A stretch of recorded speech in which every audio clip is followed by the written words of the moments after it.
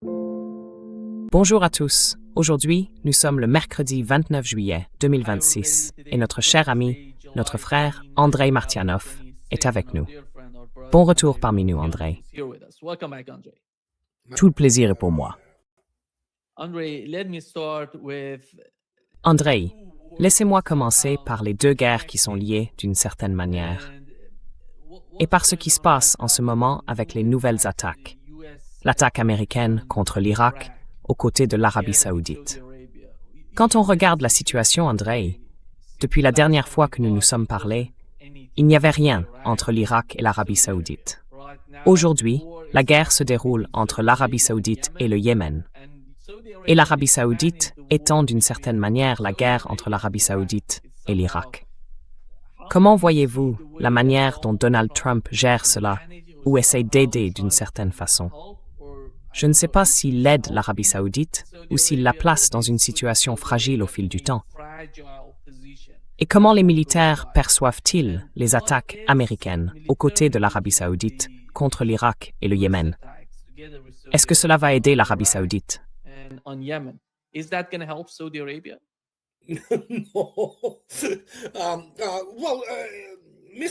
Non.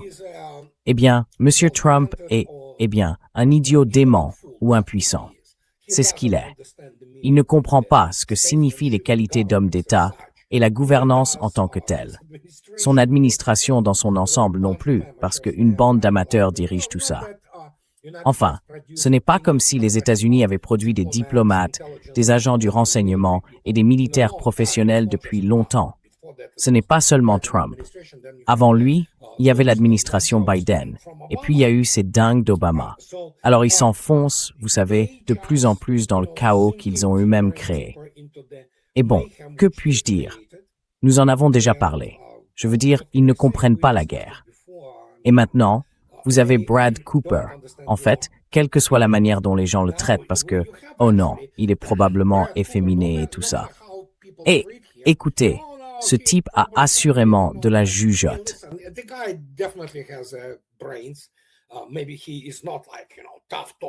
Peut-être qu'il n'est pas, vous savez, le genre de type qui parle dur, le genre Hollywood, les baratineurs dont je parle. Donc il s'est exprimé il y a 2 ou 3 jours. Il a dit qu'il fallait arrêter immédiatement les bombardements. Et évidemment, il explique que c'est parce qu'il n'y a pas assez d'arsenal, pour ainsi dire, pas assez de munitions dont ils ont besoin.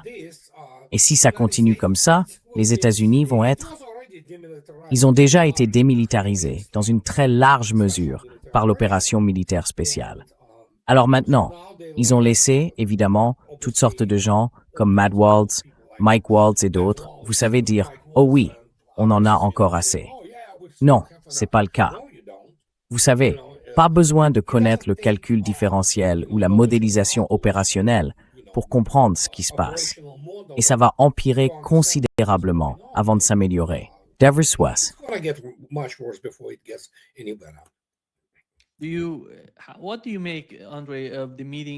Que pensez-vous, Andrei, de la rencontre entre Donald Trump, Benjamin Netanyahu et Zelensky?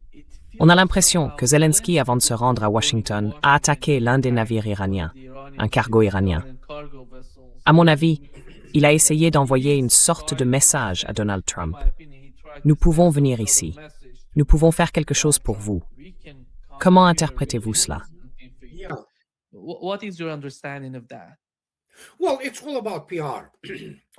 Eh bien, tout est affaire de communication. Évidemment, ils ont dit que l'un des marins iraniens était mort à cause de ça. Mais c'est ce qu'ils font, du terrorisme, tout simplement. Et oui, il faut comprendre qu'il y a des crétins sans aucune véritable formation sérieuse en quoi que ce soit. Ils réagissent comme la plupart des gens à Washington. Prenez n'importe quel sénateur, ou même des militaires en service, comme Tom Cotton. Ils ne réagissent qu'aux explosions et à ce genre de choses. Ils ne comprennent pas les opérations. Ils ne comprennent pas comment les vraies guerres se mènent. Donc oui, tuer des civils, c'est ce qu'ils font. Du terrorisme, tout simplement.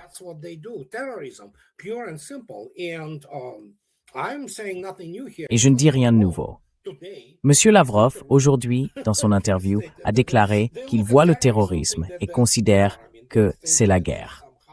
Je veux dire, ils pensent que cela a, d'une manière ou d'une autre, un impact sur la conduite de la guerre. Mais ce n'est pas le cas. Cela rend simplement les gens plus déterminés mentalement, et ils approchent eux-mêmes de l'épuisement de tout ce dont ils ont besoin pour faire la guerre, comme le Pentagone l'entend. Et je peux vous le dire dès maintenant, il ne comprend pas ce qu'est une vraie guerre. Il ne l'a jamais vraiment compris. Et je parle des temps modernes.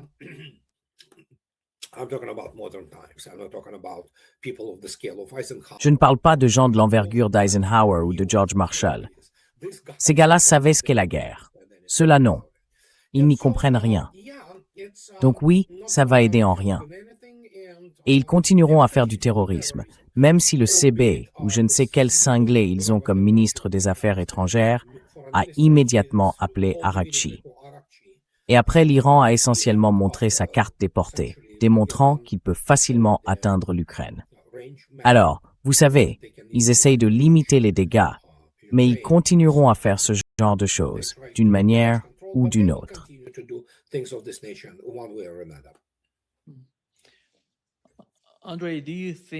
André, est-ce que vous pensez que l'Occident, ou eux d'une certaine manière, estiment qu'en fusionnant les deux guerres, ils vont prendre le dessus?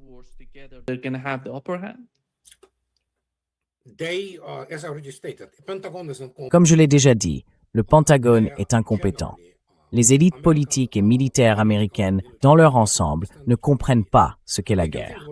Elles peuvent penser ce qu'elles veulent, mais elles ont inventé cette version hollywoodienne de la guerre, où les gentils, qui sont évidemment eux-mêmes. Enfin, allez, revenons à 1996.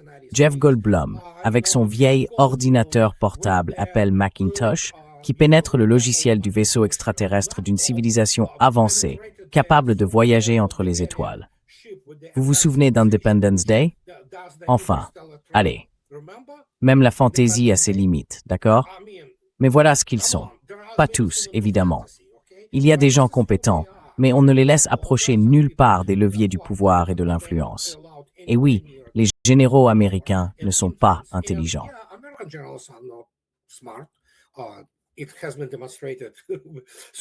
Cela a été démontré. Donc ils peuvent, vous savez, regrouper les guerres, les diviser, faire ce qu'ils veulent. Les lois de la physique, les lois de l'économie, les lois de la guerre, les lois des opérations, les mathématiques, tout ça n'existe pas pour eux. Et de toute façon, ils ne savent pas s'en servir. Leurs modèles sont nuls en gros. Leur technologie est nulle, à l'exception de ce qui a toujours été le point fort de l'armée américaine. L'ISR, le renseignement, la surveillance, la reconnaissance. Et même aujourd'hui, par exemple, en Ukraine et au-dessus de la Russie, leurs satellites sont très fortement brouillés par les Russes. Ils perdent donc toute leur vision de la situation opérationnelle. Concernant l'Iran, ils se trompent généralement dans leurs calculs, et la détermination du peuple iranien est telle que... Mais encore une fois, écoutez, ils n'ont pas de spécialistes de l'Iran ou de la Russie, et ainsi de suite.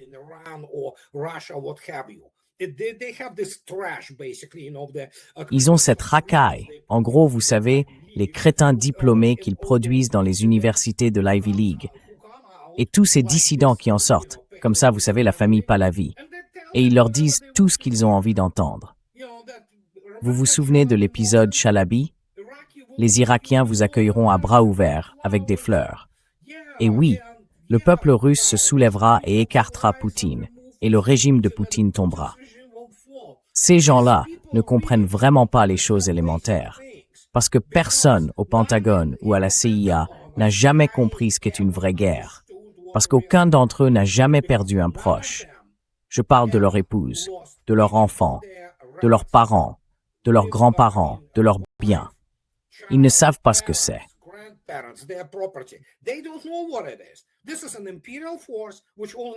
C'est une force impériale qui ne sait combattre que des aborigènes de troisième ordre, quelque part, vous voyez. Et c'est à peu près tout, face à des gens qui ne peuvent pas vraiment riposter par les armes. Là, ils se retrouvent face à quelque chose auquel ils ne sont pas préparés. Ils ne l'ont jamais été. Et voilà le résultat. On le voit. En gros, ça se désagrège sous nos yeux. Et qu'est-ce qu'ils ont? Eh bien, contre l'Iran, ils ont l'option nucléaire. ce qui ferait immédiatement des États-Unis un État paria, et les conséquences seraient catastrophiques. À côté de ça, ce qui se passe aujourd'hui paraîtrait être une promenade de santé. À part ça, quoi d'autre? Peuvent-ils mener l'opération? Même s'ils avaient les effectifs, même si l'armée américaine disposait des forces nécessaires, ils ne seraient pas capables de mener une véritable opération interarmes à cette échelle. Ils n'ont aucune expérience.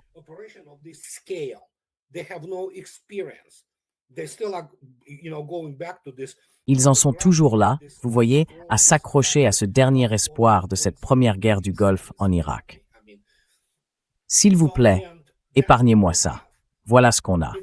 C'est une catastrophe géopolitique qui commence maintenant à avoir de graves effets géopolitiques et économiques, si vous voulez. Et la question ne se limite pas au prix du pétrole.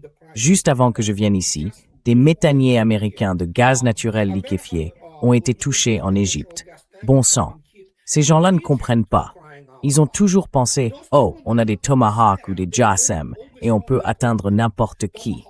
Désormais, n'importe qui peut atteindre les États-Unis.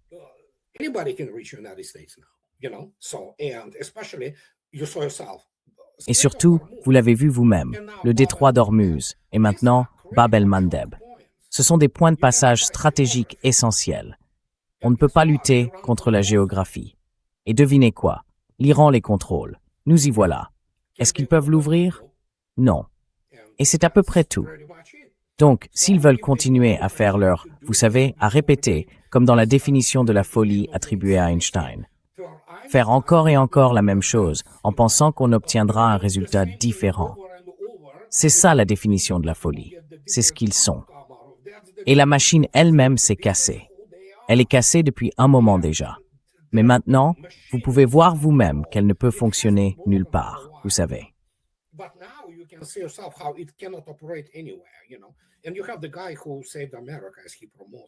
Et vous avez le type qui a sauvé l'Amérique comme il se présente lui-même, vous savez.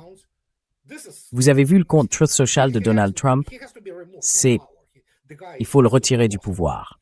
Ce type est complètement perdu. Mais encore une fois, il est entouré de lèche-bottes totalement incompétents. Et encore une fois, le Pentagone est incompétent. La CIA est incompétente. Alors qui va venir lui dire, mec, tu as tout foutu en l'air, donc c'est complètement foutu. Foutu au-delà de toute reconnaissance, vous savez. Et il continue à jouer avec les marchés. Et c'est pas vraiment un président. C'est une sorte d'escroc. Mais encore une fois, à peu près tous, ils fonctionnent comme ça.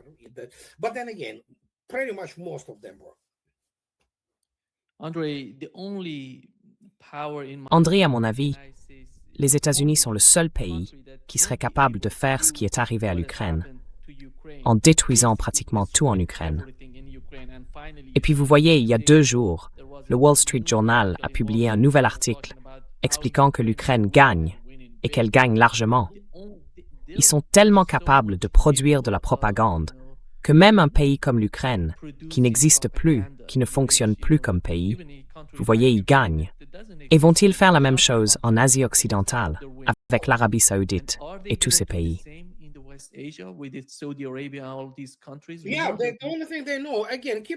Ouais, la seule chose qu'ils savent.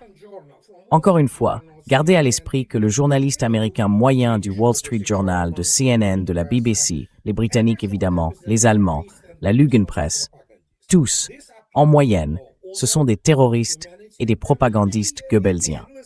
Ce sont des gens qui n'ont ni honneur ni humanité. Et encore une fois, écoutez, c'est la lie de la Terre. Je veux dire, ce sont essentiellement des déchets humains. Alors ils vont se dire, vous savez quoi? Ils vendraient leur famille pour un bon article et une promotion. Ces gens-là n'ont donc aucun principe. Ils écriront n'importe quoi. Ah oui, la Russie est en train de perdre. Et la Russie est en train de perdre, tout en continuant d'avancer. Alors, ils inventent des histoires, parce que le public américain et le public occidental en général est soumis à un lavage de cerveau. Même si les Américains, contrairement aux Européens, ont une vision de la vie quelque peu différente, parce qu'ils ont nous avons ici beaucoup de médias etc.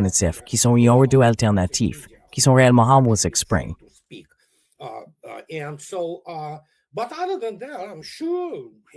Mais à part ça, j'en suis sûr, Moscou est sur le point de tomber. Oui, les Russes préparent leur lettre de reddition sans condition. Enfin, vous voyez. Mais oui, c'est ce qu'ils font. C'est une bande de perdants. Ils sont incapables de comprendre que les États-Unis ne sont absolument pas ce qu'ils ont essayé de se présenter comme étant. Sur le plan militaire, c'est un tigre de papier. Et si vous regardez ce qu'on nous enseigne aujourd'hui en histoire militaire, dans les écoles de guerre ou dans leurs académies militaires, ce ne sont que des affabulations.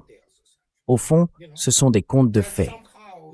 Vous savez, comme quoi Patton était prêt à aller jusqu'à Moscou. Enfin, ces gens-là ne comprennent manifestement pas les notions opérationnelles les plus élémentaires. Et oui, à la fin, ils ont fini par croire à leur propre propagande, et ils se sont révélés incompétents. Je veux dire, le terrorisme, c'est ce qu'ils font.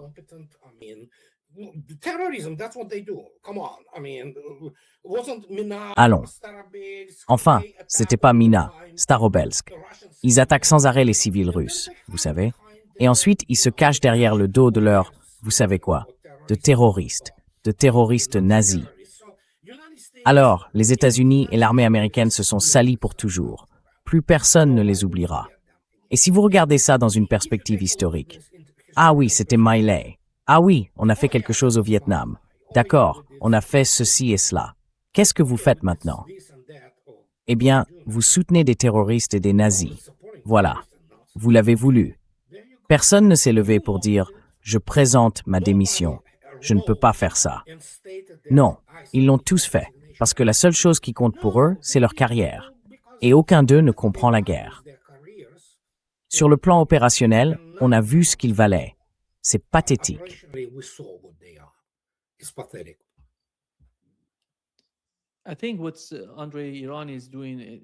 Je pense, Andrei, que l'Iran est en train de... La nuit dernière, nous avons eu une attaque iranienne contre la Jordanie. Et dans ce contexte, les États-Unis ont demandé à Donald Trump d'annoncer une sorte de pause, parce qu'ils n'avaient pas attaqué l'Iran depuis 4 jours. Puis on voit l'Iran les attaquer sans avoir été attaqué. L'Iran est simplement en train d'évaluer, d'analyser ce qui se passe en Jordanie. Ils veulent attaquer, ils veulent devancer les attaques à venir des États-Unis. Comment voyez-vous la situation concernant les systèmes de défense aérienne, les intercepteurs et les armes dont ils disposent en Asie occidentale?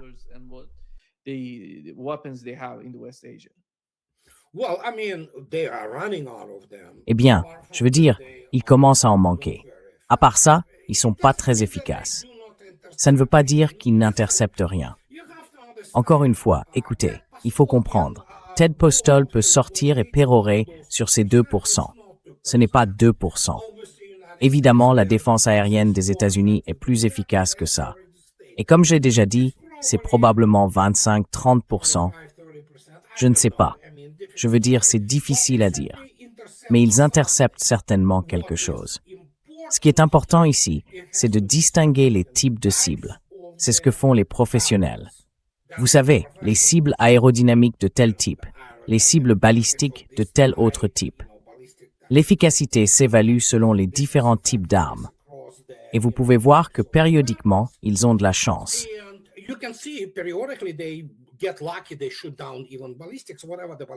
Ils abattent même des missiles balistiques, quel que soit le projectile balistique qui arrive.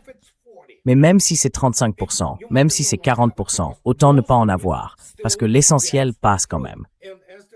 Et surtout, après la publication de nombreuses images satellites, on peut constater les dégâts qui ont été infligés aux bases américaines. Les États-Unis ont été expulsés de la zone du Golfe Persique. Point final. C'est aussi simple que ça. Et ça vous dit tout ce que vous devez savoir sur la défense aérienne qui était en place. Et encore une fois, ce chiffre catastrophique, 3 THAAD sur 8. C'était ce système d'armes soi-disant extraordinaire. Vous savez, ce système antimissile balistique. Disparu, détruit. Donc voilà tout ce que vous devez savoir.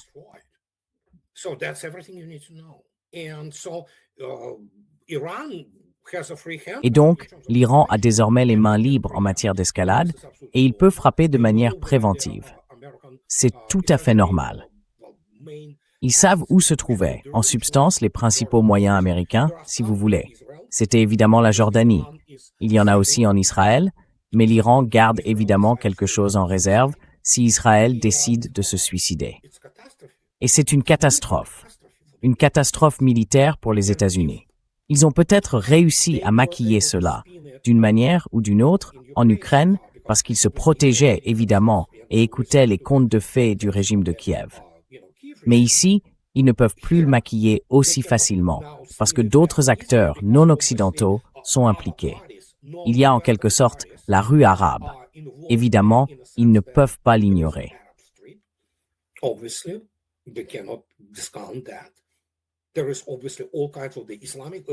Il y a évidemment toutes sortes de pays islamiques et musulmans qui réagissent à tout ça. Toutes sortes de choses circulent là-bas, avec des preuves visuelles montrant que les États-Unis sont, en substance, en train d'être vaincus.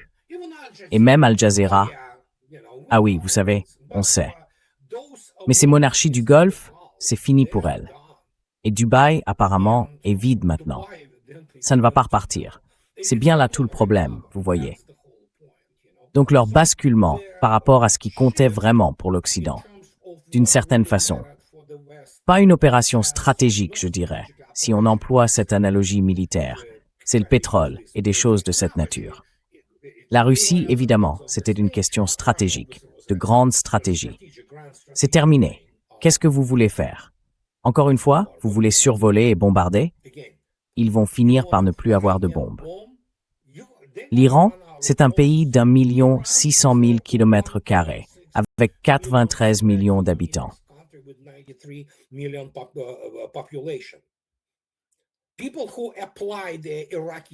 Les gens qui appliquent l'expérience irakienne à ça sont incompétents, parce que l'expérience irakienne n'a rien à voir avec cette guerre, de manière générale. Mais c'est la seule chose à laquelle ils peuvent se raccrocher. Ah oui, en Irak. Non, personne ne se soucie de ce qui se passait là-bas. Voilà la réalité stratégique. Voilà un pays qui n'a peut-être pas des armes de toute dernière génération, mais des armes suffisamment bonnes pour traverser n'importe quelle défense aérienne, quelle que soit la défense aérienne qu'il reste aux États-Unis. Et maintenant, ils n'ont plus de missiles pour les Patriots. Ce n'est pas qu'ils étaient bons au départ. Mais voilà. Et c'est ça la réalité. Et encore une fois, la question est la suivante. Si vous êtes quelque part au sein des chefs d'état-major interarmés, à essayer de coordonner ce qu'ils font voler depuis le CENTCOM, ainsi que les informations, et d'essayer de coordonner tout ça avec quoi que ce soit, qu'est-ce que vous allez faire? Rien. Quand vous n'avez pas de ressources, il n'y a rien avec quoi combattre. Si les États-Unis veulent rétablir la conscription, bon courage avec ça.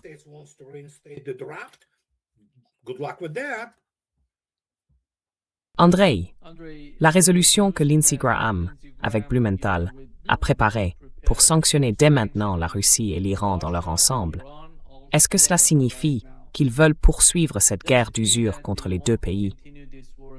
Et comment les États-Unis vont-ils pouvoir continuer ces guerres?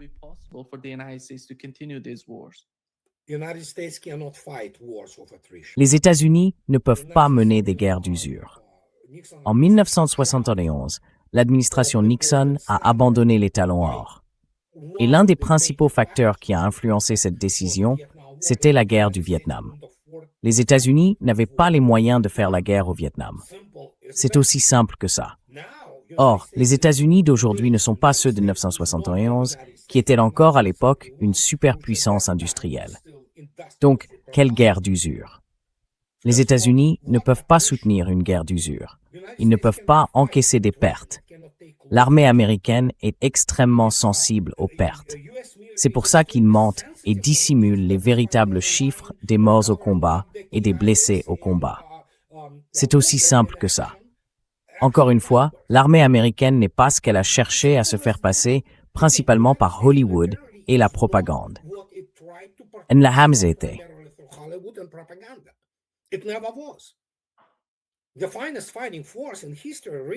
La meilleure force combattante de l'histoire, vraiment.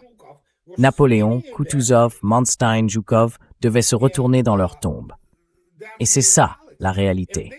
Et ils continuent de croire que c'est grâce au débarquement qu'ils ont gagné la guerre. Ils ne peuvent pas accepter cette réalité. À ce stade, c'était déjà essentiellement un théâtre secondaire. Et avant tout, il s'agissait probablement d'empêcher l'armée rouge d'aller en Europe occidentale. Mais oui, c'est comme ça. Cela ne diminue ni ne dégrade en rien l'héroïsme, le professionnalisme des troupes et, vous savez, l'héroïque marine américaine, présentée comme combattant un monstre. Non, les États-Unis étaient un monstre comparé au Japon. Il n'y a jamais vraiment eu de doute quant à l'issue. Ça ne veut pas dire que les gens n'ont pas été héroïques.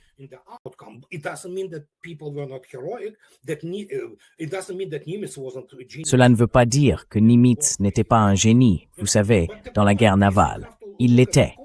Mais le fait est qu'il faut regarder le contexte, et ce contexte ne tient pas. C'est pourquoi, je le répète sans cesse, nous assistons aux dernières salves de la Seconde Guerre mondiale. Certains appellent cela la Troisième Guerre mondiale, ce que c'est, en un sens, vous savez. Mais il s'agit de l'achèvement de ce crime du siècle que la civilisation occidentale a commis contre l'humanité en déclenchant 2 guerres mondiales depuis son continent, surtout la plus meurtrière, la Seconde Guerre mondiale, puis en prolongeant son existence pendant une courte période historique parce que les États-Unis ont assumé le rôle de chef du monde occidental, alors que le monde occidental avait été totalement détruit par la guerre.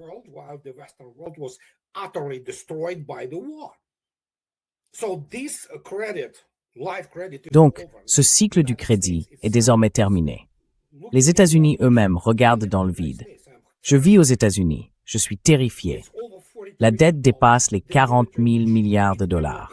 L'armée, qui ne peut pas, enfin qui n'a jamais vraiment pu, je veux dire, mener une vraie guerre. La seule chose, ce sont les armes nucléaires. C'est à peu près tout. Et on peut voir l'effondrement de la société à tous les niveaux. Tout n'est pas mauvais. Les États-Unis ont des ressources. C'est un pays intrinsèquement riche. Il est encore riche. Mais le problème, c'est ce bagage, pour ainsi dire, ce fardeau, si vous voulez, qu'il porte avec lui. Il tient encore debout, tant bien que mal, pour un temps.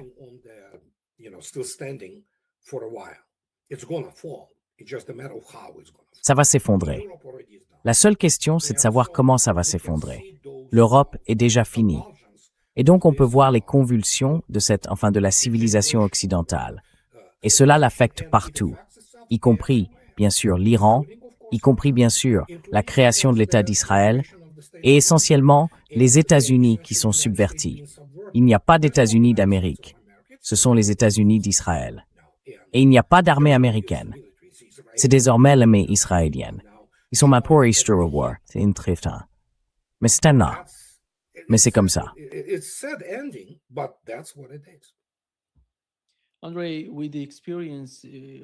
Andrei, avec l'expérience, quiconque connaît l'histoire sait qu'une guerre mondiale n'éclate pas d'un seul coup. Elle se met en place peu à peu, progressivement. Ces guerres qui ont lieu entre la Russie et les États-Unis en Ukraine, entre l'Iran et les États-Unis en Asie occidentale, et tous ces pays qui s'attaquent les uns les autres. Est-ce que cela veut dire que nous nous rapprochons, d'une manière ou d'une autre, d'une guerre mondiale?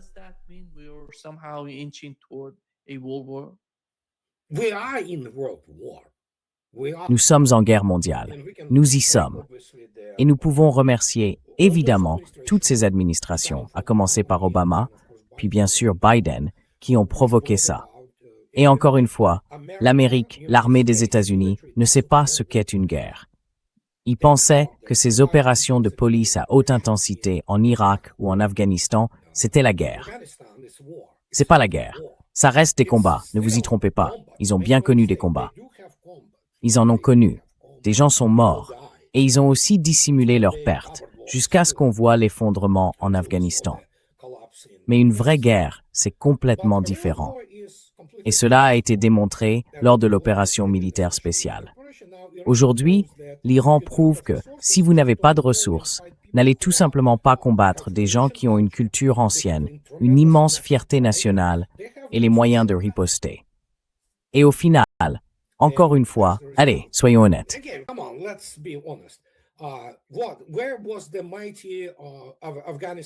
Où était la puissante force aérienne ou la défense antiaérienne des Moudjahidines afghans? Où était leur puissante je ne sais quoi, leur marine, d'abord vous voyez, et tout le reste. Ils avaient des RPG, ils avaient peut-être des Su-23 et des engins explosifs improvisés. C'est tout ce qu'ils avaient. Là, vous avez 500 kilos ou une tonne d'explosifs puissants qui vous arrivent sur la tête et vous ne pouvez pas les arrêter. C'est une toute autre histoire. Vous ne pouvez pas appeler un appui aérien rapproché avec un F-16 ou vous savez un A-10 Warthog qui arrive et tue simplement ces Moudjahidines et c'est fini. Non, vous ne pouvez pas combattre. Vous pouvez seulement fuir ou essayer de vous cacher. Et puis bien sûr, il y a l'hôpital. Apparemment, selon les dernières nouvelles, il est absolument rempli de gens. On ne sait même pas qui. Il se passe là-bas quelque chose que personne ne peut expliquer. Et ils ont déjà recruté, d'après ce que Larry a dit, environ 150 personnes supplémentaires dans le personnel médical. Pourquoi? Eh bien, qu'est-ce que je peux dire?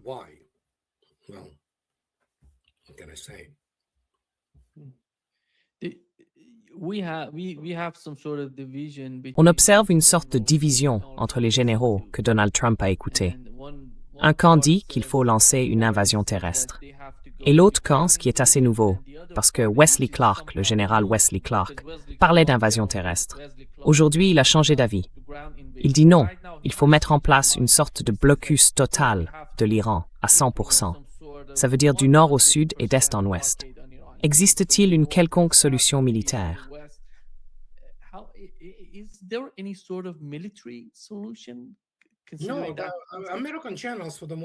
Non, les généraux américains sont pour la plupart incompétents. Encore une fois, comme je l'ai déjà dit, regardez leur biographie. Je ne parle pas de ces faucons comme King ou Kellogg. Ils ont été au Vietnam. Ils s'y sont fait botter le cul. Ils n'ont pas aimé ça. Ils gardent cette haine des Russes parce que les Russes soutenaient le Vietnam. Donc ils savent qu'ils ne sont pas, enfin, ils ne comprennent probablement même pas qu'ils ne jouent pas dans la même cour, vu ce qui se passe. Alors, toutes ces idées, qu'est-ce que c'est un blocus total? Wesley Clark, qui est Wesley Clark, on le surnommait le prince du parfum. C'est donc le type qui voulait déclencher la Troisième Guerre mondiale. Et Sir Michael Jackson, Mike Jackson, le général britannique, vous vous souvenez de la situation à l'aéroport de Slatina, en Yougoslavie, en 1999? Il a dit « Je ne vais pas déclencher la Troisième Guerre mondiale » quand Wesley Clark lui a ordonné d'attaquer des parachutistes russes.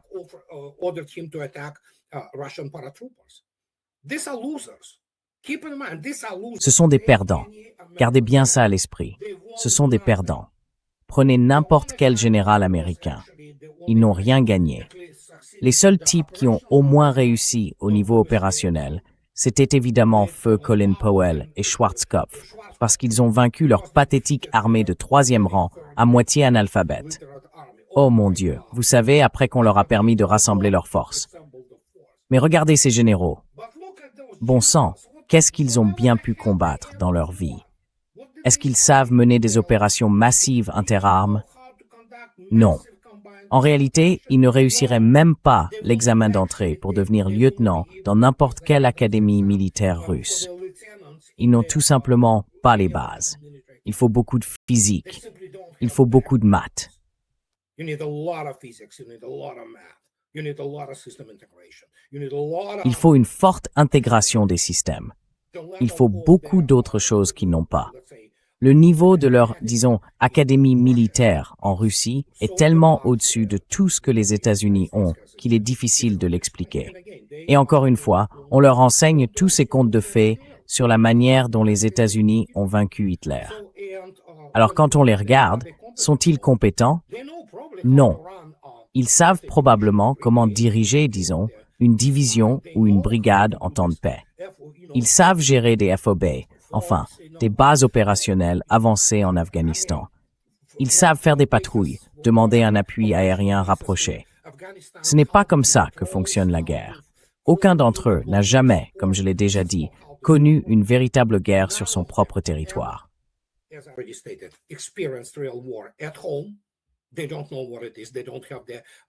Ils ne savent pas ce que c'est. Ils n'ont pas en eux l'organe moral, psychologique, culturel, peu importe, qui leur permettrait de comprendre ça. Parce que pouvez-vous imaginer comment ils hurleront si, d'une manière ou d'une autre, leurs biens sont détruits par des explosions, si leurs femmes et leurs enfants sont tués? Ils hurleront. Ils se sont habitués à faire ça aux autres. Mais ce n'est pas tout. Ils ne comprennent pas de manière générale ce que c'est que d'être sous le feu 24 heures sur 24, 7 jours sur 7, sans pouvoir rien y faire.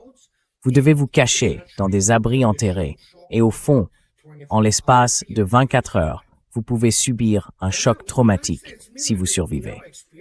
L'armée américaine n'a jamais vécu ça. La seule chose qui s'en approche, de quelque façon que ce soit, c'est évidemment Kaesong. Et encore une fois, personne n'enlève quoi que ce soit à l'héroïsme et à la ténacité des marines américains là-bas.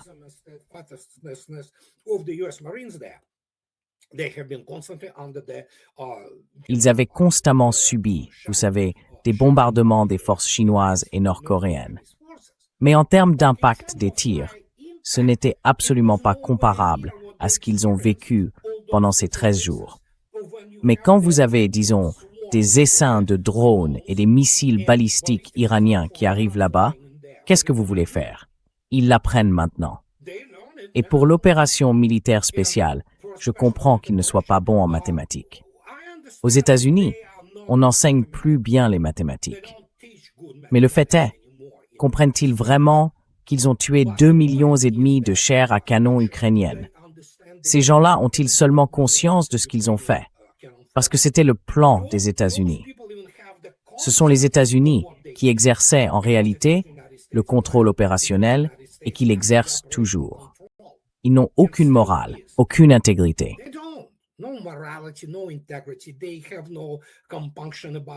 Ils n'ont aucun scrupule à promouvoir des types façon 84, capables de produire toutes sortes d'absurdités pseudo-militaires. Oh, il était commandant. Commandant de quoi? On leur a montré la vraie guerre. Ils ne le supportent pas. Ce sont des amateurs en la matière. 2023, je vous le rappelle, c'était des gens qui, enfin, Donahue, Aguto, tous ces gens qui ont réellement conçu, planifié cette catastrophe. Et ils pensaient pouvoir percer jusqu'à Melitopol à travers 3 lignes de défense, ce qu'on appelle la ligne Stavitsky. Les gens l'appellent à tort la ligne Surovikin, mais c'était la ligne Stavitsky. Ils n'ont même pas réussi à atteindre la première ligne. Ils y ont été littéralement broyés, réduits en une bouillie sanglante. Et donc, ils apprennent pas. Ils sont incapables d'apprendre, parce qu'ils doivent accepter le fait que vous n'êtes pas les meilleurs, même pas de près. Alors, même pas ce que vous faites.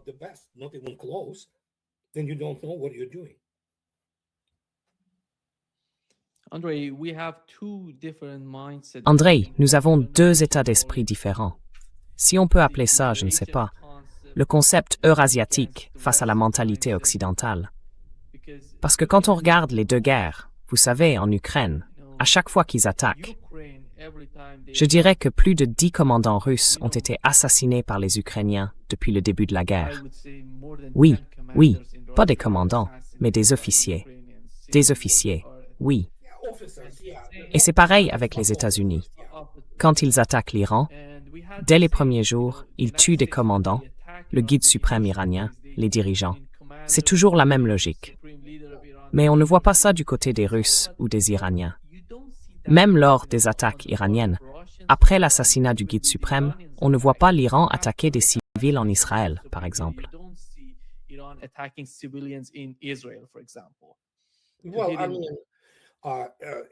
Eh bien, je veux dire, encore une fois, les armées occidentales sont désormais à jamais salies comme les forces qui ont aidé et encouragé les nazis et les terroristes.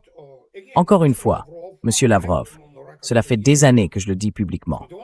La seule chose dont ils sont capables, c'est le terrorisme. Ils prennent plaisir à tuer. Peut-être pas tous les militaires américains, mais beaucoup de généraux américains prennent plaisir à tuer des civils russes. Plus ils en tuent, mieux c'est. Voilà ce qu'ils sont. Je vais juste vous donner un exemple. George Kiriakou, cet ancien de la CIA, c'est un excellent conteur, ne vous y trompez pas. Je ne veux absolument pas le rabaisser. Mais dans l'une de ses interventions, vous pouvez la trouver sur YouTube, c'est ça la différence. C'est une différence de niveau culturel. Il raconte, Oh, l'un de mes superviseurs à la CIA, c'était ce type, vous savez, un gars de la CIA. Il a tué beaucoup de Russes. CIA guy that he killed many Russians. Okay, so evidently killing Russians is somehow D'accord. Donc, de toute évidence, tuer des Russes serait en quelque sorte la mesure de la compétence. Et si je disais à n'importe qui, et je connais évidemment l'environnement militaire russe bien mieux que M. Kyriakou ne l'a jamais connu, soviétique comme russe, il dirait « Oh oui, j'ai tué tellement d'Américains ». Cela ne susciterait aucune approbation. C'est une certaine attitude face à la vie. Et c'est un facteur psychologique qu'aucun général ou amiral américain ne peut vraiment surmonter. Ils ne comprennent pas ce qu'est la vraie vie. Ils ne comprennent pas ce qu'est la vraie guerre. Comme je l'ai déjà dit, ils connaissent le terrorisme. Ils y sont très bons. Vous savez, ils essaient maintenant d'accuser Minab, ou l'autre lycée et gymnase attaqué en Iran. Ils adorent prendre les enfants pour cible. Ils ne vont pas l'admettre. Mais ils ont ce côté, vous savez, raciste.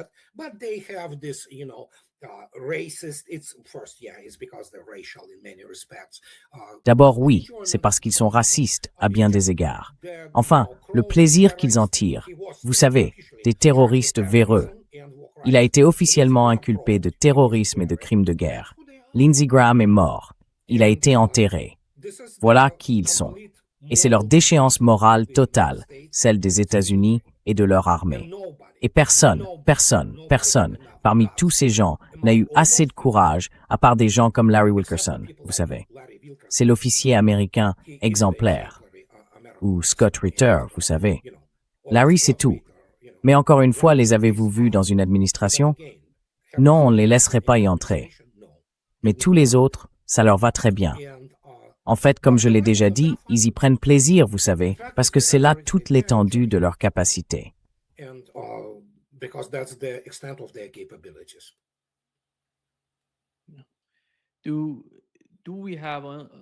Andrei, avec ce nouveau, je pense à ce que fait la Russie dans le cas d'Odessa, ce nouveau blocus, le blocus qui exerce une pression énorme sur l'Ukraine. D'une certaine manière, en Occident, vous voyez, ils essayent d'en minimiser l'importance. Mais nous savons que les Britanniques et tous ces Européens utilisaient la mer Noire pour envoyer beaucoup d'armes, beaucoup de choses en Ukraine. Et d'un autre côté, pour les importations et les exportations, ce qui exercerait une forte pression sur l'économie. Est-ce la fin pour l'Ukraine? Oui.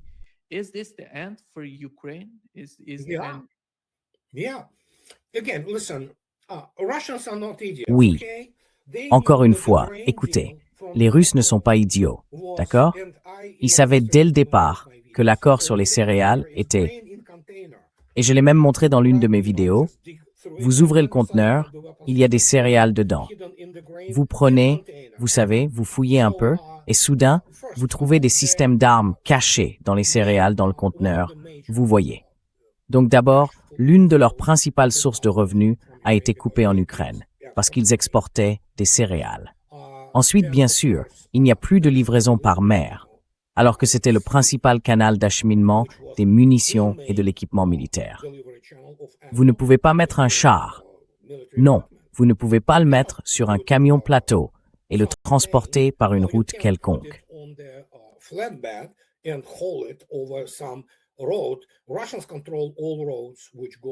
Les Russes contrôlent toutes les routes qui entrent en Ukraine et par lesquelles on peut réellement transporter quoi que ce soit. Quant au matériel roulant, bon sang, les dégâts y ont été considérables.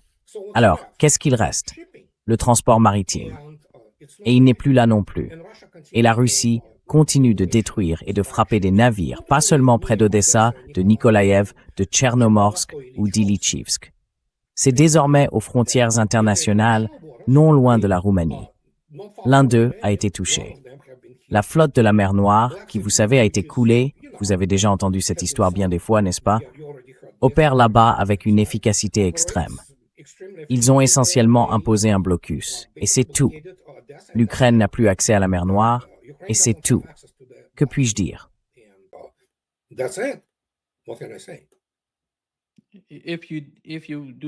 Si vous imposez un blocus d'Odessa, nous parlions déjà d'Odessa et de son importance. Si la Russie va attaquer, si la Russie va prendre Odessa, je pense qu'avec ce nouveau blocus, au fond, elle contrôle tout. Yeah, you don't need to. I've been on record since Oui, get-go. vous n'avez pas besoin de le faire. Je le dis publiquement depuis le début. Vous n'avez pas vraiment besoin d'aller prendre Odessa. L'arsenal russe et ses capacités sont, je veux dire, sans équivalent dans le monde. Et ce n'est pas russe. Je veux dire, les États-Unis ont déjà pratiquement épuisé leur stock. Mais la Russie contrôle totalement la mer Noire. Et les Russes en ont assez. Encore une fois, beaucoup de gens ne comprennent toujours pas. Et on ne peut pas les faire changer d'avis, surtout les gens qui n'ont aucune formation militaire. Ils aiment les explosions. Ils aiment toutes ces choses qui volent dans tous les sens. Vous savez, la version hollywoodienne de la guerre. La réalité, c'est que les Russes ont essayé très fort de convaincre l'Occident que vous n'allez pas gagner. To convince the West that you're not gonna win. They do not understand. If you look attentively at Ils ne comprennent pas. Si vous regardez les plus hauts responsables politico-militaires de l'Occident collectif, Washington compris, il y a là une bande d'imbéciles, pour des raisons diverses. Ils ne sont pas là pour mener une vraie guerre. Ils ne savent pas, et ils savent que beaucoup d'entre eux seront tués. Alors, le terrorisme. Les Russes ont essayé d'expliquer, ont essayé de travailler, et bien sûr, ils le faisaient aussi en tenant compte de la politique étrangère et des relations internationales. Et à un moment donné, surtout après Starobilsk, le terrorisme pur et simple contre des enfants. Bon, ça suffit. Et nous en voyons les résultats. Et cela va devenir bien pire pour l'Ukraine. Et en 2026, d'après ce que je sais de sources internes à l'armée russe, ils ont dit « oui, nous allons conclure ». inside Russian military said, yeah, we're gonna be wrapping up. The rest will be, Le reste, ce sera, vous savez comment dire, le maintien de l'ordre, le contre-espionnage, des règlements politiques, et partout où vont les Russes, cela a déjà été dit. Beaucoup de gens ne comprennent pas. En réalité, les Russes contrôlent déjà de très vastes territoires, et pas seulement le Donbass, Zaporizhia et le reste. Ils sont à Kharkiv, à Soumy, dans l'oblast de Dnipropetrovsk, et donc, oui, ces territoires ne reviendront pas non plus à l'Ukraine. Et puis bien sûr, le calendrier est déterminant ici. Quand Vladimir Poutine, il y a 2 ou 3 jours, a réitéré ce qu'il avait déjà déclaré en 2023, c'est essentiellement un feu vert, en raison du moment où cela intervient.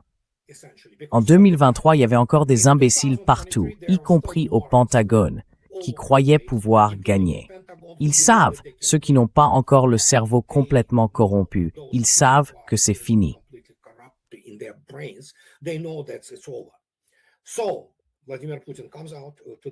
Donc, Vladimir Poutine est intervenu il y a 3 jours et a dit bon, les territoires de l'Ukraine occidentale sont en train de tomber.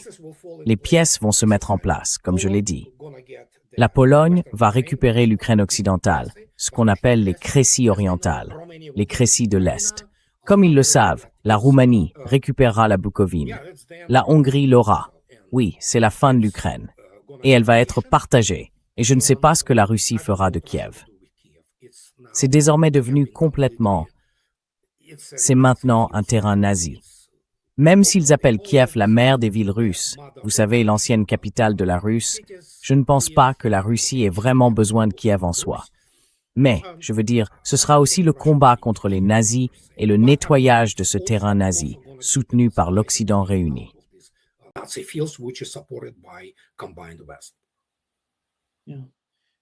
Andrei, voyez-vous l'Europe jouer un rôle plus actif en Asie occidentale? On en arrive à... Je ne sais pas ce qui se passe dans la tête de Donald Trump, mais il semble vouloir poursuivre la guerre. Il veut l'intensifier. Que peut apporter l'Europe dans ce contexte face à Donald Trump?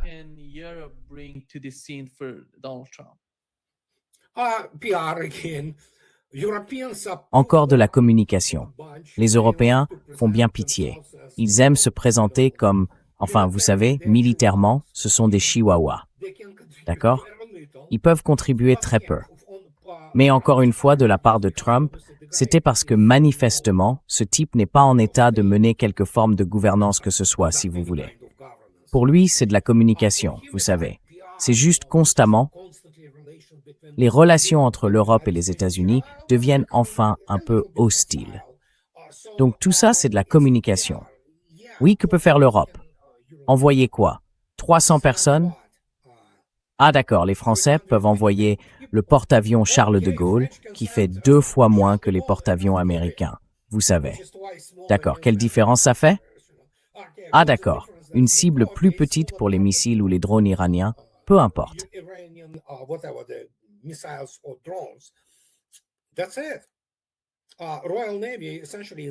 C'est tout. La Royal Navy, pour l'essentiel, n'existe plus. Ils ont quelques frégates qui peuvent encore prendre la mer. Aucun sous-marin n'est disponible. Donc voilà. Mais ils peuvent envoyer, les Français peuvent envoyer, disons, 5 Rafales. Les Allemands, peut-être 5 Eurofighter. Et voilà, c'est tout. Beaucoup de gens ne comprennent pas que militairement, l'Europe n'est pas sérieuse. Sans la dissuasion nucléaire indépendante française, qu'est-ce qu'il reste? Et encore une fois, aujourd'hui, ils achètent du gaz. Ils achètent de l'énergie à un prix 5 fois plus élevé que celui qu'ils payaient à la Russie, quand les États-Unis la rendent disponible. Donc c'est fini pour eux. L'Europe va s'appauvrir. Elle est déjà instable. Et certains pays vont probablement cesser d'exister, comme la France peut-être, d'ici 2050. Donc ça va se fragmenter. Oui, d'accord, c'est tout.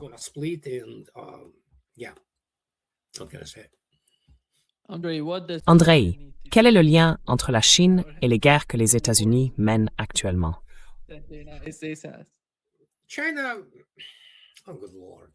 La Chine. Oh bon Dieu. Non, la Chine fait ses propres affaires là-bas, ne vous y trompez pas. Mais la Chine n'est pas la puissance militaire que beaucoup essayent de présenter. Ne vous y trompez pas. J'admire le peuple chinois. J'admire sa culture. J'admire des réalisations historiques, l'une des grandes marques de la civilisation humaine. Ils ont littéralement sorti de la pauvreté un demi-milliard de personnes. C'est une immense réussite humaine. Mais militairement, ils ne sont pas si importants que ça. Alors oui, ils ont certaines armes nucléaires. On parle beaucoup de leur capacité, qui en réalité. L'Iran. Andrei, désolé de vous interrompre, mais ils ne veulent attaquer personne. Ils veulent juste... C'est une civilisation de l'argent, une civilisation commerciale. C'est ce qu'ils sont. Mais ils font souvent de mauvais paris. Ils ont parié sur l'Europe, par exemple. Alors, ne vous y trompez pas, comme je l'ai déjà dit, ils sont motivés par l'argent. Ils veulent gagner de l'argent. Et donc oui, je ne pense pas qu'ils veuillent attaquer qui que ce soit. Mais c'est tout le problème.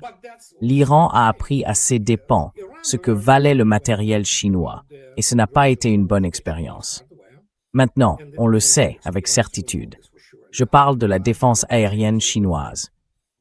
Mais ils ont aussi fait un mauvais pari sur l'Europe. Toute l'idée de cette initiative des nouvelles routes de la soie, c'était d'acheminer vers l'Europe beaucoup de biens de consommation, ce qu'ils font toujours. Ils pensaient que l'Europe continuerait à croître uniquement en termes monétaires.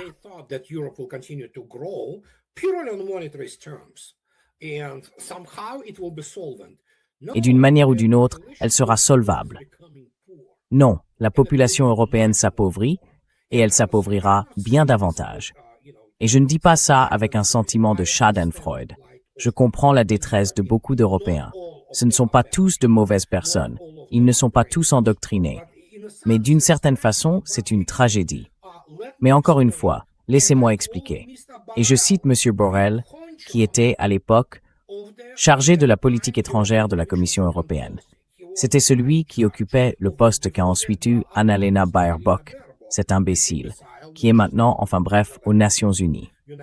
Et M. Borrell a déclaré, je cite, que la prospérité de l'Europe, ces 50 dernières années, reposait sur les ressources énergétiques de l'Union soviétique et de la Russie.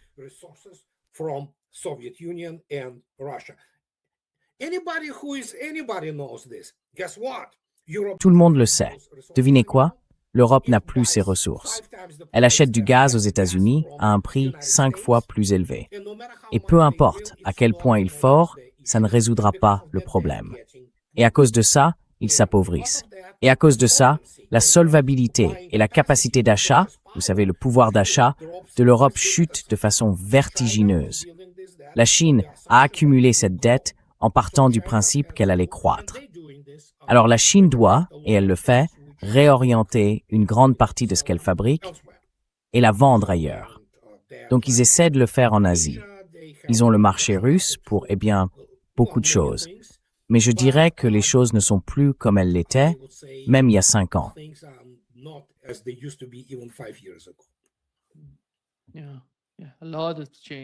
Oui, beaucoup de choses changent, des changements colossaux.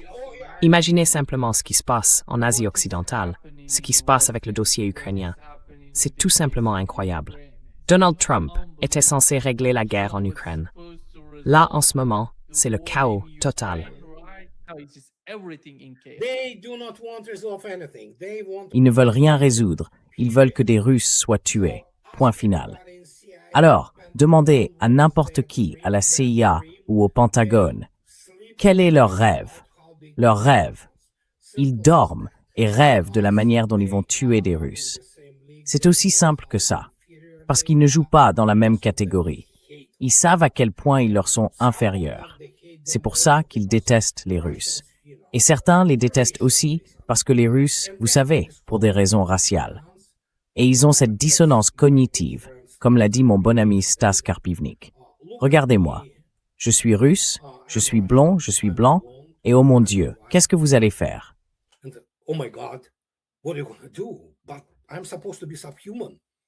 Mais je suis censé être un sous-homme.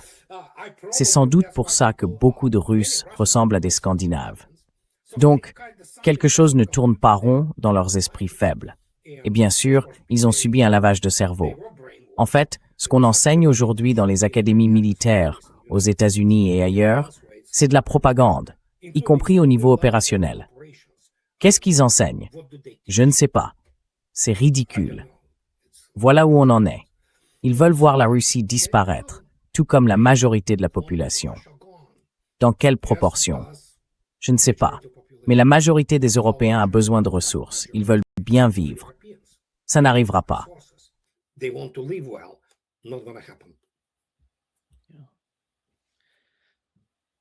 Merci beaucoup, André, d'être avec nous aujourd'hui. C'est un grand plaisir. Tout le plaisir est pour moi, comme toujours. Au revoir. Bye bye.